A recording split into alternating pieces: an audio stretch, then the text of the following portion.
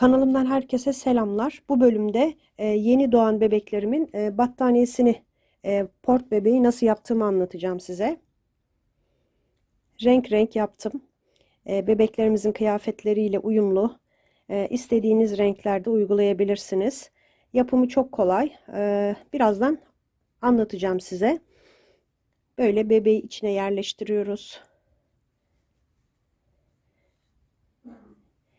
Bebeğimin yapım aşamalarını, gövdesini ve kıyafetlerini daha önce anlattım. Köşede kartları ekleyeceğim. Oradan bebeğimin yapımına da ulaşabilirsiniz.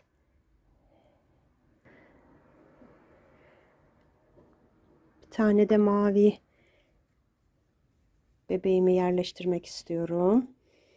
İsterseniz elleri içinde, isterseniz dışında bu şekilde kullanabilirsiniz. Çok şirin ve cici bir model oldu. Şimdi port bebeğinin yapımına geçmeden önce sizden kanalıma abone olup desteklerinizi bekliyorum.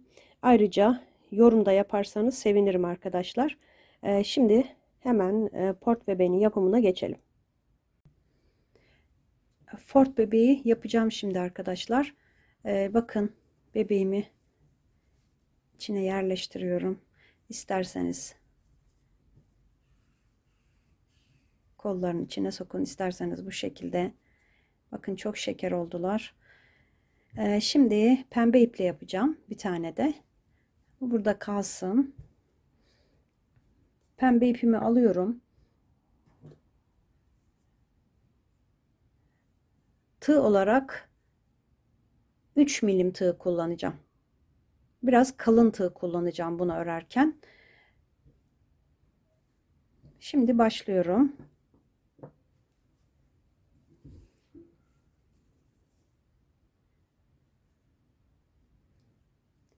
Sıkıştırdım, bir düğüm attım buraya. 20 tane zincir çekeceğim. Çok sıkı çekmeyin. 3 4 5 6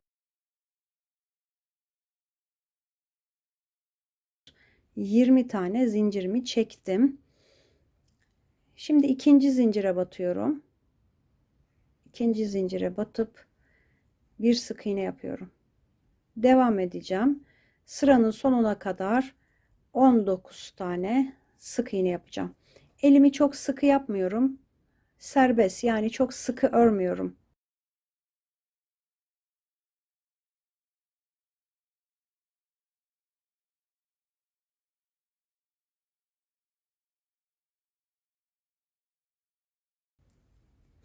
Modelimiz iki sıradan oluşuyor. İlk sırasını yaptım. 19 tane sık iğne. Şimdi bir tane zincir çekiyorum. Döndüm.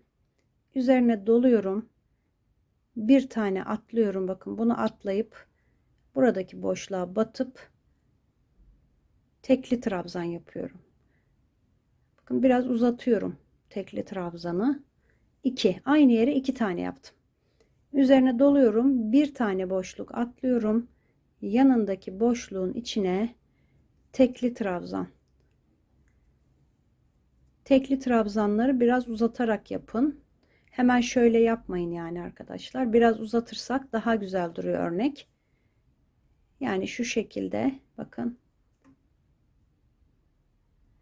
Üzerine doluyorum. Bir tane atlayıp yanındakine batıyorum. Bir, aynı yere 2 tane tekli trabzan yapıyorum. Bir tane atlayıp yanındakine tekli trabzan. Tekrar aynı şekilde sıranın sonuna kadar devam edeceğim.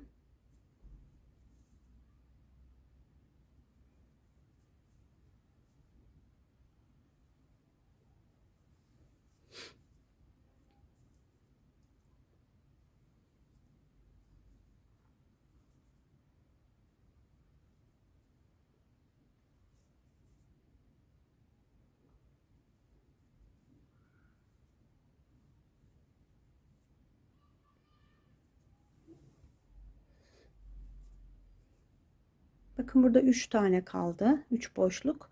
Birini atlıyorum. Yine aynı şekilde aynı yere 2 tane tekli trabzan yaptım. Şimdi üzerine doluyorum. Son boşluğun içine bakın buraya hiç atlamıyorum bu kez. Bir tane tekli trabzan yapıyorum. Bir zincir çektim ve döndüm. 3 ve 4. sıraları da yapacağım. Aynı şekilde arkadaşlar. Yalnız burada sık iğne başlangıcı hemen ilk boşluğa yapıyorum. Buraya sık iğne. 2 3 4 yine 19 tane sık iğne var burada.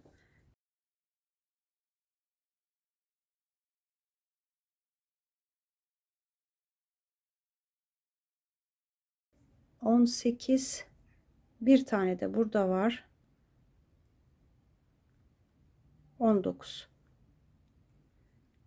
19 tane sık iğnemi yaptım.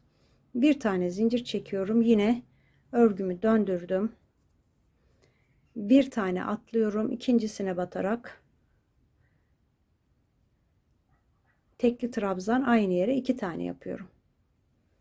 Bir tane boşluk atlıyorum. İkincisine tekli trabzan 2 tane. Tekrar üzerine doladım. Bir tanesini atladım. Tekli trabzan. Üzerine doladım. 2 tane yapıyoruz. Birer tane atlıyoruz. Atladıktan sonra ikinci boşluğa çift yapıyoruz. 2 tane tekli trabzan yapıyoruz. Örneğimiz bu 2 sıradan oluşuyor. Sık iğne ve tekli trabzan olarak 2 sıradan oluşuyor. Tekrarlıyoruz onları.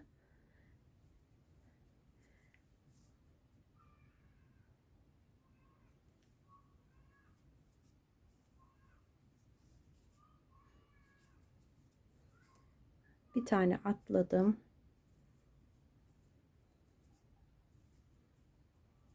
Tekrar bir tane atlıyorum. Yanındakine batıyorum. Tekli trabzan 2 tane. Son boşluğun içine bakın burada bir tane daha boşluğum var. Onun içine bir tane yapıyorum. Bir zincir çekip sık iğne sırasına geçeceğim. Bakın. Örneğin bu şekilde. Şöyle de göstermek istiyorum.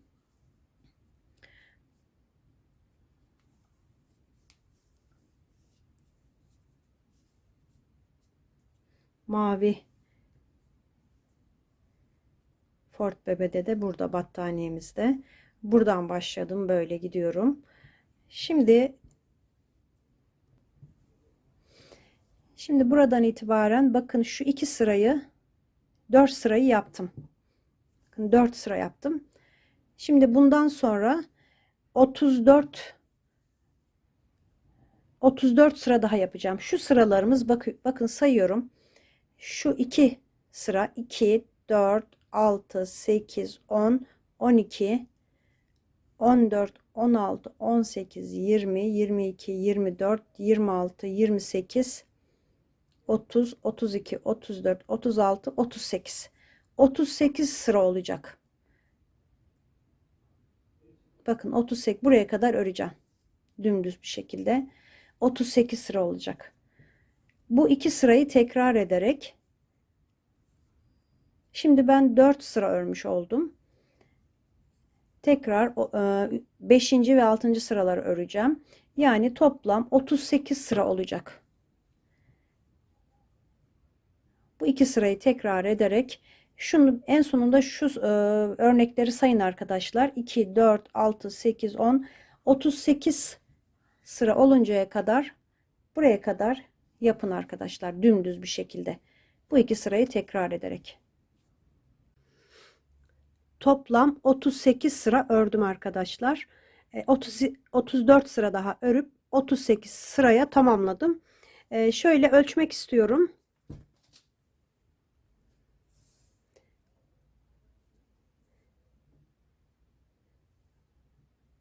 Bu şekilde 22 santim. Bakın 22 santim uzunluğunda burası.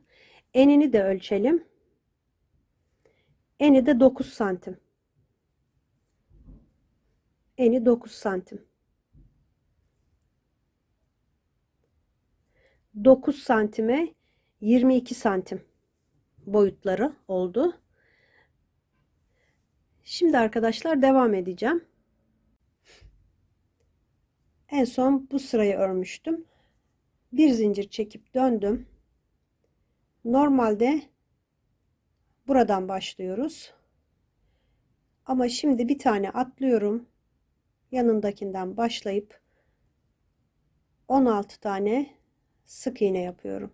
2 3 4 5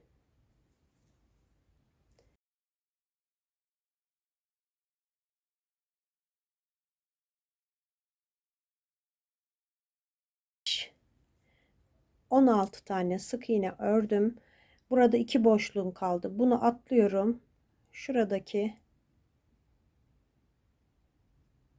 en son boşluğa batıp bir tane daha yapıyorum. Toplam 17 sık iğneye düştü sayım. Bir zincir çekip döndükten sonra yine aynı işlemi uygulayacağım. Bu sırada yaptığım gibi. Bir tanesini atlıyorum. İkincisine batıyorum. Tekli trabzan. Bir tane atlıyorum. Yanındakine 2 tane tekli trabzan.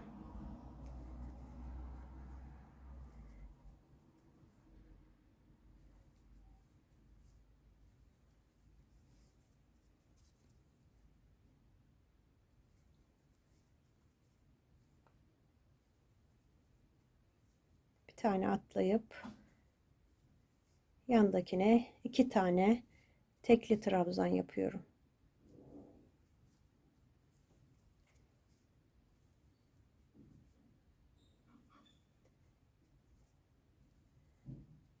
Bakın burada tekli trabzanla yaptığım bölümler 1 2 3 4 5 6 7 8. Şimdi üzerine doluyorum. Son boşluğum burada. Onun içine yine tekli trabzan yapıyorum. Bir zincir çekip döndüm. Normalde buraya batıyorduk. Yine eksiltme yapacağım bu sırada. Bunu atlıyorum. Yanındakine batıp sık iğne yapmaya başlıyorum. 2 3 4 5 6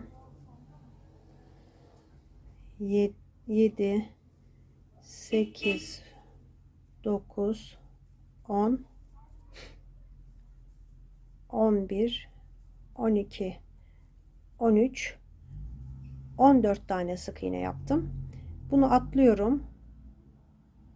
Buradaki son boşluğa batıp sayımı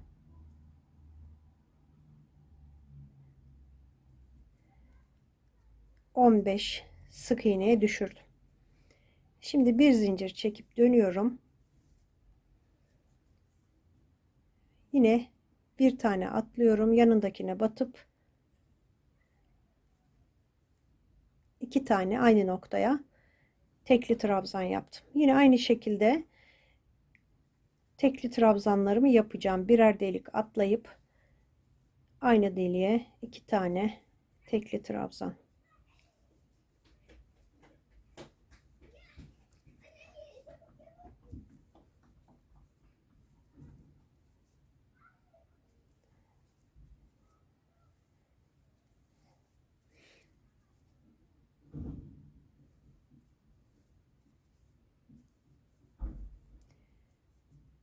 Bakın 1 2 3 4 5 6 7 tane çift 7 çift tekli trabzan yapmış oldum.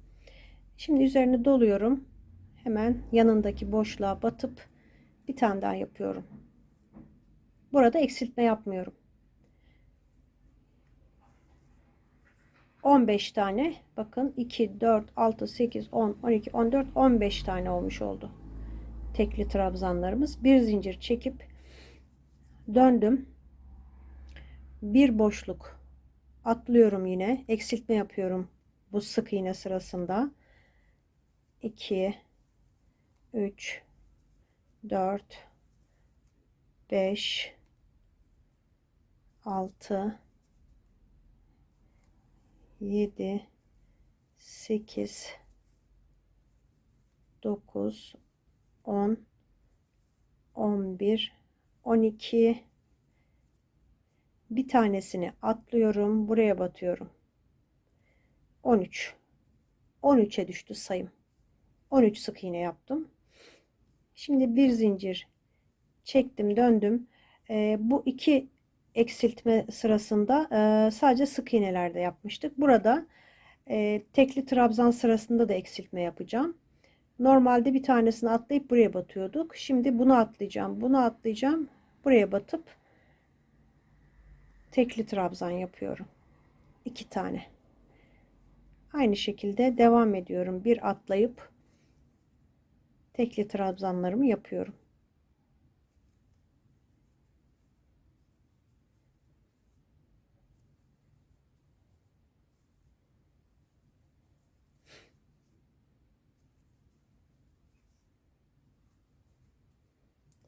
Bir, iki, üç, dört, 5 tane oldu. Şimdi burada da eksiltme yapacağım son kısımda da. Bunu atlıyorum. Son boşluğa tekli trabzan yapıyorum. Bakın 2, 4, 6, 8, 10, 11'e düştü sayım. Burada arka arkaya iki sırada da eksiltme yapmış olduk. Şimdi bu son sırada da eksiltme yapacağım. Bir tane atlıyorum. İkincisine batıyorum. Sık iğne yapıyorum. 2, 3, 4, 5, 6, 7, 8. Sonda da bir tane atlıyorum. Buradaki son boşluğa batıp sık iğnemi yaptım. 9 sık iğneye düştü sayım. Şimdi burada bir zincir çekip ipimi keseceğim.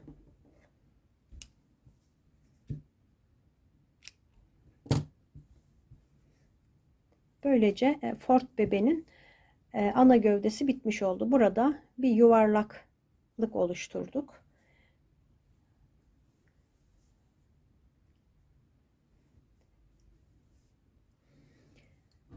Şimdi örneğimizin ön yüzü burası. Burası ön yüzü. Burası arka yüzü. Şimdi şöyle çeviriyorum.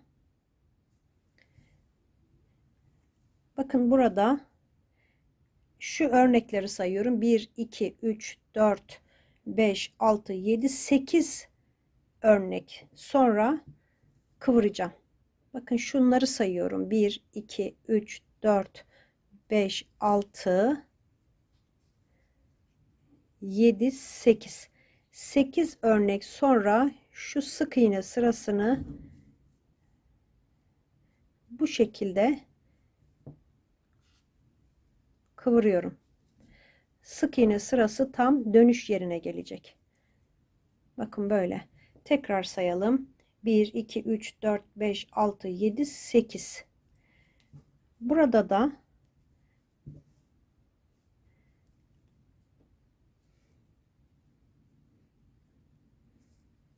bakın şu zaten şu tekli trabzan sırası, şu alttaki sık iğne sırası, onu kapatacak şekilde oluyor. Zaten oraya denk geliyor arkadaşlar.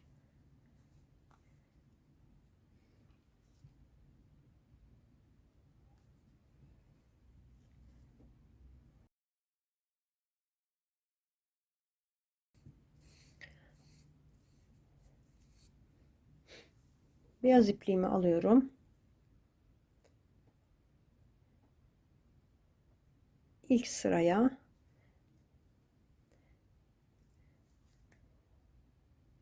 karşılıklı sık iğne ile birleştireceğim. Şimdi buraya bir tane zincir çekiyorum. Hemen yanındaki halkaya batıp karşılıklı batıyoruz. Bu beyaz ipi arkadan yürütüyorum.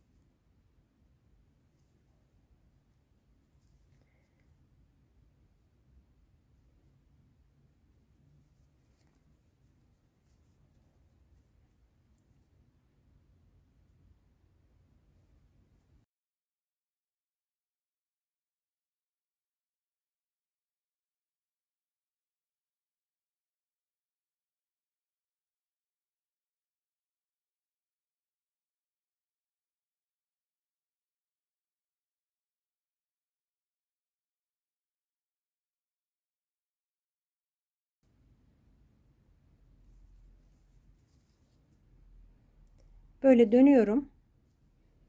Bakın şu sık iğne sırasına batıyorum. Böyle devam edeceğim. Sayalım burada kaç tane olmuş. Şu baştakini saymıyorum. 2, 4, 6, 8, 10, 12, 14, 16, 18. Onu da sayarsam 19 oluyor arkadaşlar.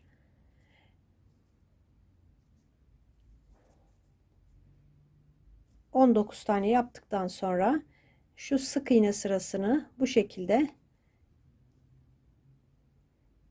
...alarak... ...sık iğne yapmaya devam ediyorum.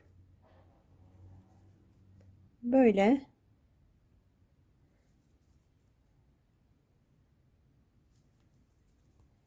...her birine batarak...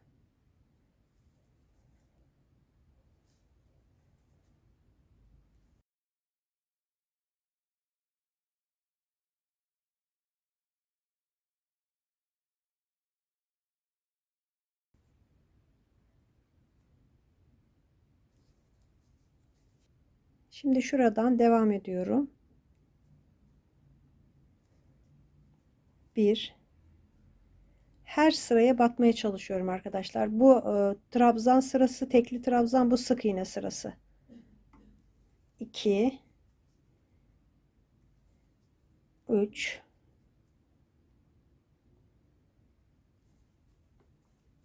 4,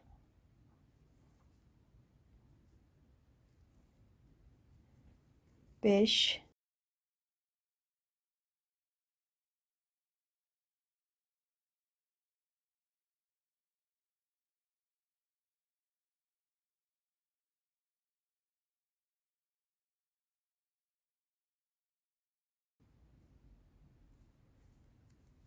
8. Burada da köşedekiyle birlikte 19 oldu. Şimdi burasını her sıraya bir tane batarak 11, 12 sık iğne yapacağım.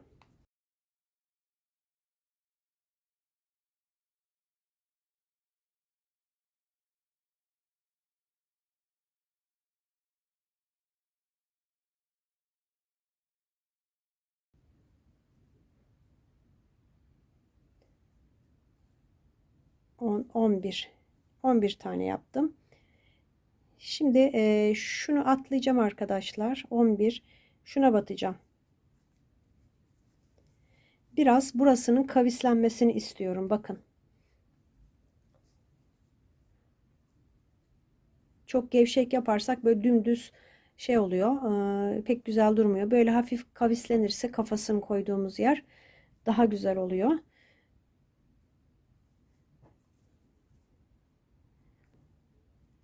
Devam ediyorum. Tek tek. 3, 4, 5, 6, 7, 8 tane ördüm. Şimdi şuna batacağım. Bakın böyle. Böyle gerdirince zaten düzeliyor. Hafif böyle kasması gerekiyor.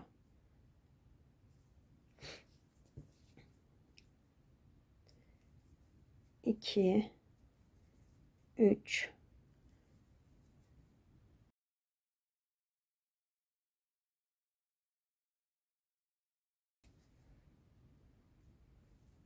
11, 11. Şuna bağlantı yapıyorum. 1, 2, 3 tane zincir çekip yanındaki sık iğnenin üstüne sık iğne yapıyorum. 1, 2, 3 zincir çekiyorum. Hiç atlamadan her bir sık iğnenin üzerine bağlantı yapıyorum. 1, 2, 3 zincir, hemen dibine sık iğne. 3 zincir. Hiçbir sık iğneyi atlamadan bu şekilde 3 zincir, bir sık iğne şeklinde etrafını döneceğiz.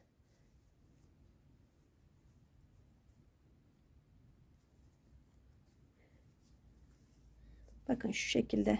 Şimdi burası böyle çok kasıyor ama üstünü yaptıktan sonra bakın biraz da kasmasını istiyorum zaten. Böyle devam edeceğiz. Hep aynı şekilde her bir sık iğnenin üzerine birer tane üçlü zincir yaparak böyle buraya kadar dönüp geleceğim. Bakın tamamladım buraya kadar. Bu şekilde. Şimdi şurada son yaptıktan sonra yine son sık iğnem buradaydı. 1, 2, 3 tane sık iğne yapıyorum. Şuraya batıyorum. Yine sık iğne yapıyorum. Şimdi şurada bir tane zincir çekip şu kısma ilmek kaydırma ile birleştiriyorum. Bir tane zincir çekip aynı yere batıyorum.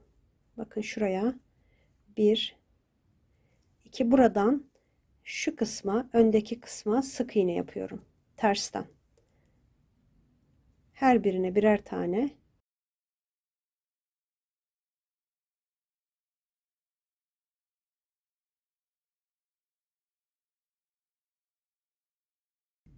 Ve son. 3 tane zincir çekip dönüyorum. Aynı boşluğa batıyorum. Sık iğne yapıyorum. 1, 2, 3. Hemen yanındakinden devam ediyorum bu kez. Aynı diğer taraflarda yaptığımız gibi hiçbir sık iğneyi atlamadan diğer tarafa kadar yapacağım. Buraya kadar. Buraya kadar yaptım. Son 3 tane zincir çektim. Bakın şuraya sık iğne yapıp bir zincir çektim ve ipimi kesiyorum arkadaşlar. Beyaz kısımlarımız tamamlandı. Bu ipi şuradan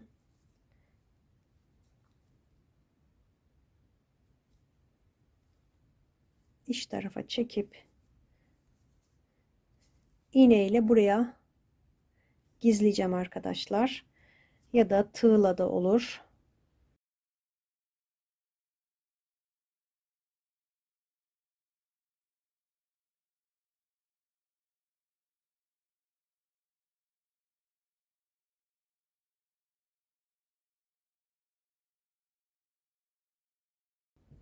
Böylece ana gövdesi Fort Bebe battaniye tamamlanmış oldu. Şimdi bulutu yapacağım. Bunun üstüne krem rengi olanı göstereceğim. Ben bir tane daha beyaz yaptım.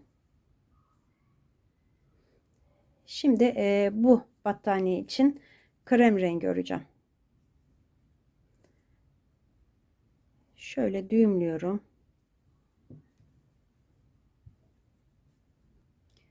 Tığım 2 milim tığla yapacağım bunu. Çok büyük olmasın. 2 milim tığla 7 tane zincir çekiyorum. 2, 3, 4, 5, 6, 7 tane zincir çektim.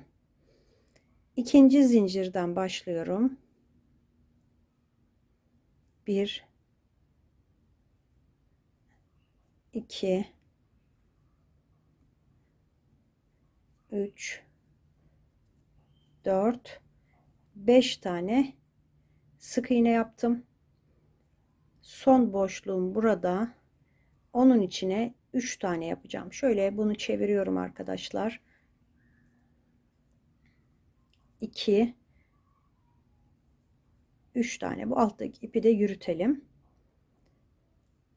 Daha sonra 4 tane zincirin diğer tarafına 2, 3, 4 tane sık iğne yaptım. Son boşluk burada. Bir boşluğum daha var. Boşluğun içine çift yapıyorum.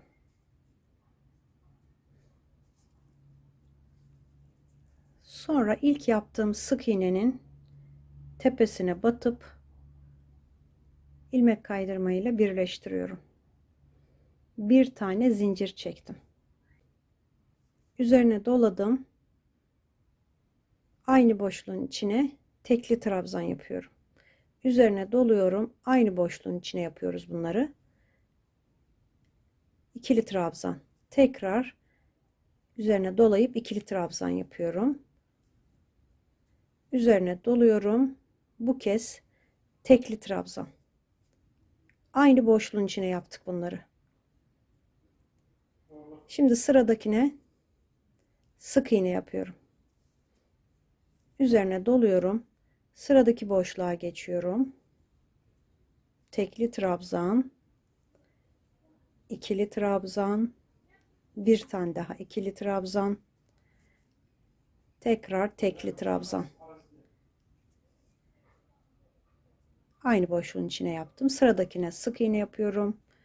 Üzerine dolayıp yandaki boşluğa geçiyorum. Tekli trabzan, ikili trabzan, tekrar ikili trabzan, son tekli trabzan yapıp yandaki boşluğa sık iğne yapıyorum. Şimdi yine üzerine doladım. Sıradaki boşluğa geçiyorum. Tekli trabzan, iki tane ikili trabzan, yine tekli trabzan. Yandaki boşluğa sık iğne yapıyorum. Üzerine doluyorum. Sıradaki boşluğa geçip tekli trabzan, yine yan yana 5 tane tekli trabzan yapacağım. 2 sırayla tek tek yapıyoruz. 3 4 5 5 tane arka arkaya böyle tekli trabzan yaptım. Üzerine doladım. Son boşluğum burada. 1 2 tane yapıyorum son boşluğun içine. Sonra buradaki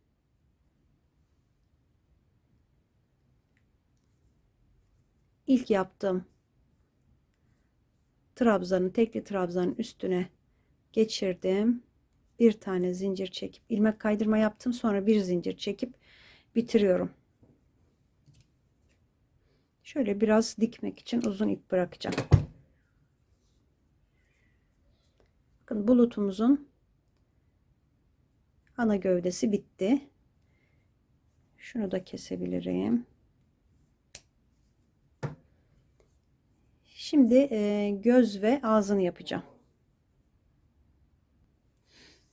Siyah iplik geçirdim. Etamin iğnesi ya da başka bir iğne kullanabilirsiniz. Ucunu düğümlemedim. Bakın şu ilk boşluktan iğnemi yukarı çıkardım. Burada biraz ip bırakıyorum. Şimdi gözü şu şekilde yapacağım. Bakın iğnem burada. Şöyle tutuyorum.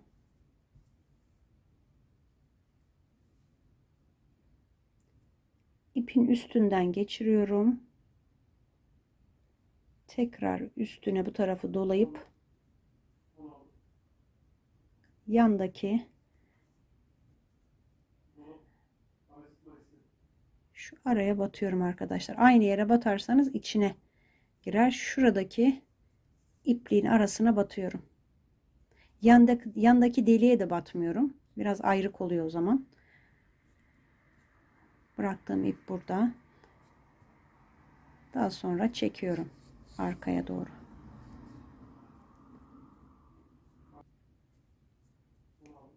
Geçirdim. Tekrar göz yapacağım. Düğüm tekniği bu arkadaşlar. Şimdi iğnemi böyle aldım. Altından geçiriyorum. Tekrar şu ipi üstünden dolayıp yan tarafa bir tel alarak, burada zaten şöyle bir tel var arkadaşlar, yani aynı boşluğa batmayın, sağ tarafa doğru şöyle çekip iğneyi arkaya geçiriyorum.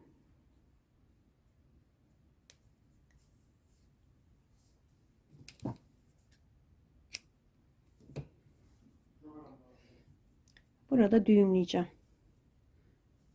İki ucu düğümleyip keseceğim.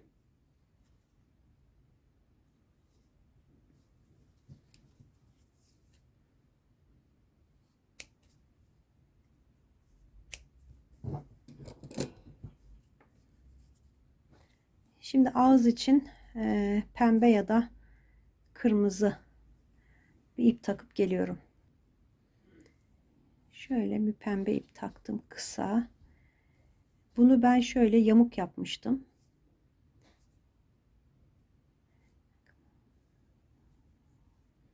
Buraya geçirdim.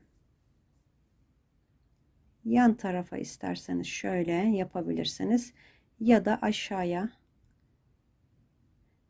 Bunu aşağıya doğru yapmıştım arkadaşlar. Şöyle ağzını.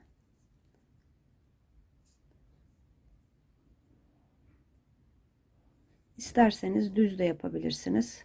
Bakın böyle çekiyorum şimdi.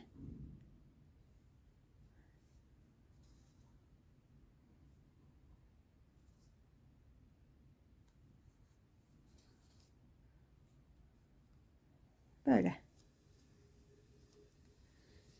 Yine iki ipi arkada düğümleyip keseceğim.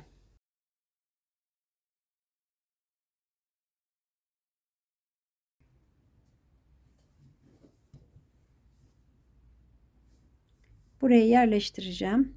Bu iple şöyle arkadaşlar istediğiniz yere monte edebilirsiniz. Buralardan tutturarak monte edeceğim. Bu şekilde üste çıkıyorum. Arkaya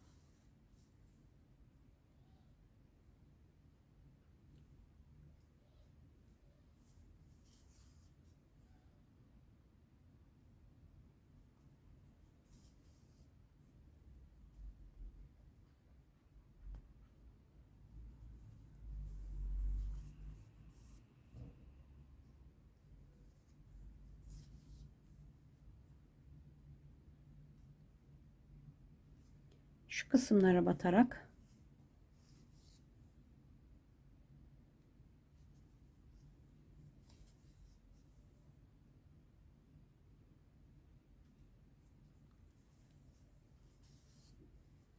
böyle tamamlayacağım. Bulutun etrafından döneceğim. Böyle dönüp tamamlayacağım. Bulutlarımı da diktim arkadaşlar hepsine. Gayet güzel oldular. İstediğiniz renkte yapabilirsiniz. Farklı kombinler de uygulayabilirsiniz arkadaşlar. Bebeğimi mavinin içine bebeğimi de yatırdım. Böylece bu videonun sonuna geldik. Kanalıma hala abone değilseniz arkadaşlar abone olmanızı istiyorum. Yorumlarınızı da bekliyorum. Tekrar görüşmek üzere. Hoşça kalın diyorum.